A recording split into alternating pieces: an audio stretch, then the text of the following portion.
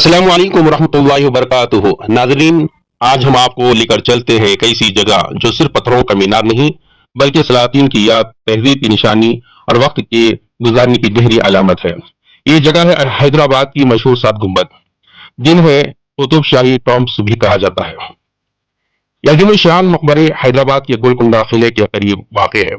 यह मुकाम है जहाँ कुतुब शाही बादशाहों को दफनाया गया। वो बादशाह जिन्होंने दक्कन की जमीन को तहजीब, फन तामीर, शेर व अदब और रूहानियत से मालामाल किया। ये सिर्फ कब्रें नहीं, एक 600 साल पुरानी तारीख का जिंदा कुतुबा है। कुतुब शाही सल्तनत की बुनियाद सुल्तान कुली कुतुब शाह ने रखी और उनके बाद आने वाले बादशाहों ने हैदराबाद को शनाख्त दी, जिस पर आज भी लोग फख्र करते हैं।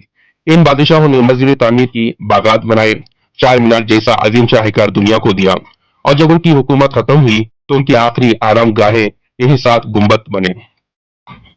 ये गुंबद सन 1543 से 1672 के दरमियान तामीर की गए। हर गुंबद एक बादशाह या शाही खानदान के फर्द की निशानी है। इन गुंबदों की खास बात यह है कि फारसी फन तामीर, ईरानी नक्श निगार और दक्कन की कुशादगी का हसीन मजमुआ है। संग सियाह यानी ब्लैक ग्रेनाइट से तामीर, गुंबद के ऊपर सितारा नुमा संग मरमर है। अंदरूनी दीवारों पर नफीस खताती है और आंगन और मेहराबों में हाथ की कुनिंदा कारी। ये फन, ये हुनर आज भी माहिरीन आसार कदीमा को हैरान कर देता है। ये सिर्फ बादशाहों की कब्रें नहीं थी, यहाँ उलमा, शुआरा और रूहानी शख्सियात के भी मज़ारात मौजूद हैं। कुतुब शाही दौर में मोहब्बत, उखुवत और सूफी तालीमात का चर्चा था। यही वजह है कि इन गुंबदों के फिजा में आज भी सुकून और खामोशी की अजीब कैफियत महसूस होती है। अक्सर लोग यहाँ आकर दिल की थकान उतारते हैं। कई बरसों तक ये तारीखी मुकाम गफलत और वक्त की दुआ में छुपा रहा, लेकिन अब यूनेस्को और हुकूमत ने मिलकर इसकी दोबारा मरम्मत और सवार का काम कर रहे हैं।